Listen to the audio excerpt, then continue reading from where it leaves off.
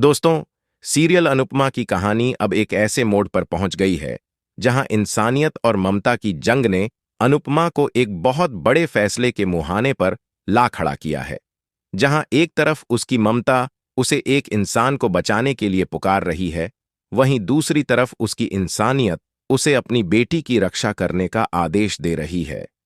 अब जब राही को यह सच्चाई पता चलती है कि उस पर हमला करने वाला कोई और नहीं बल्कि वही राघव है जिसे उसकी मां अनुपमा ने अपने घर में सहारा दिया है, तो राही का दिल पूरी तरह से टूट जाता है। राही का गुस्सा 7वें आसमान पर पहुंच जाता है। वह फूट फूट कर रोती है और अपनी मां पर भड़क उठती है। राही अनुपमा से कहती है, मां, आप हमेशा दूसरों की भलाई के चक्कर में अपनी खुद की जिंदगी बर्बाद कर देती हैं। आपने उस इंसान को अपने घर में जगह दी जो मेरी जान लेने पर उतारू था। क्या यही इंसाफ है? क्या यही ममता है?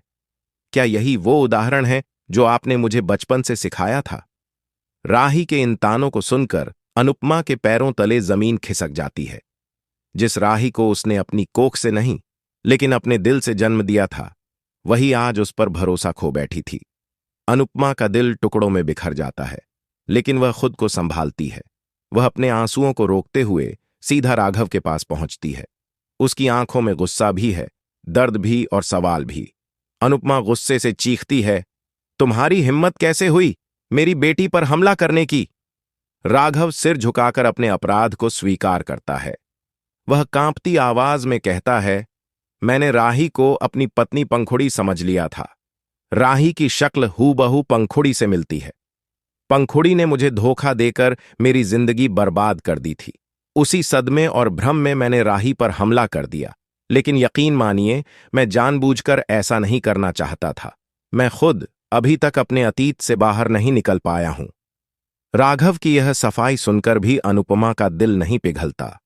उसके मन में एक ही सवाल गूंजता है, अगर तुम सच में दुखी थे तो पहले मुझसे सच क्यों नहीं कहा? अनुपमा कठोर स्वर में कहती है, तुमने मुझसे झूठ बोला, सब कुछ छुपाया। अब तुम्हारी इस गलती की कोई माफी नहीं है। तुम्हें इस घर से जाना होगा और मैं तुम्हें कभी दोबारा अपनी जिंदगी में नहीं देखना चाहती हूं। इतना कहकर अनुपमा राघव का सामान उठाती है और गुस्से में बाहर फेंक देती है।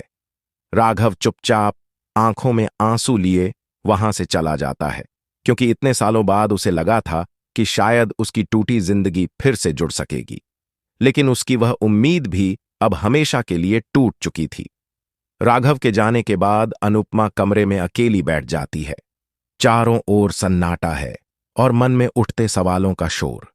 क्या उसने सही किया, या फिर वह किसी और का दर्द समझे बिना सिर्फ अपनी बेटी के डर से एक टूटी आत्मा को धक्का दे बैठी? उसके मन में द्वंद्व शुरू हो जाता है। क्या राघव सचमुच उस पल सदमे में था, या फिर उसने जानबूझकर राही को नुकसान पहुंचाया? कहीं वह राघव की बातों में बहक तो नहीं गई, या फिर उसने एक खतरनाक इंसान को समय रहते घर से निकालकर सही किया? अनुपमा की आंखों से आंसू बहने लगते हैं। वह खुद से सवाल करती है, मैंने जो किया, क्या वह ममता थी या निष्ठुरता? उधर राही भी अपने कमरे में बैठी सिसक रही है। उसके दिल में दर्द है, डर है और एक गहरी नाराजगी भी, क्योंकि उसे लग रहा है कि उसकी मां ने किसी और की इंसानियत के चक्कर में अपनी बेटी की सुरक्षा को दांव पर लगा दिया। कहानी अब ऐसे मोड़ पर आ चुकी है जहां हर किरदार अपनी अपनी जगह पर सही है। राही का दर्द भी जायज है, अनुपमा की ममता भी समझने लायक है और राघव की टूटन भी दिल को छूती है। अब सबसे बड़ा सवाल यह है कि क्या अनुपमा फिर से राघव को एक मौका देगी, या फिर हमेशा के लिए उसे अपनी जिंदगी से बाहर निकाल देगी?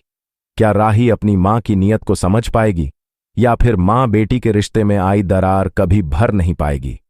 कहानी आगे और भी ज्यादा इमोशनल मोड़ लेने वाली है, क्योंकि अब अनुपमा को अपनी दोनों भावनाओं के बीच चुनाव करना है। एक तरफ वह बेटी राही का विश्वास है और दूसरी तरफ एक टूटे हुए इंसान की पीड़ा। क्या अनुपमा राही के प्यार के लिए अपने दिल को पत्थर कर लेगी, या फिर वह इंसानियत का हाथ थामकर राघव को माफ कर देगी? आने वाले एपिसोड्स में यह देखना बेहद दिलचस्प होगा कि अनुपमा अपने दिल की सुनेगी या दुनिया की। दोस्तों, आपको क्या लगता है, क्या अनुपमा को राघव को माफ कर देना चाहिए, या फिर उसे अपनी बेटी के भरोसे के लिए राघव से हमेशा के लिए रिश्ता तोड़ देना चाहिए?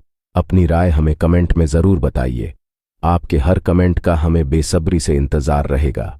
और दोस्तों, अगर आप भी चाहते हैं कि आपको अनुपमा सीरियल से जुड़े हर छोटे बड़े अपडेट सबसे पहले मिलें, तो चैनल को सब्सक्राइब करना ना भूलें। वीडियो को लाइक करें, शेयर करें और अपने दोस्तों के साथ भी यह कहानी जरूर शेयर करें। तो मिलते हैं अगले वीडियो में एक और नए इमोशनल मोड के साथ।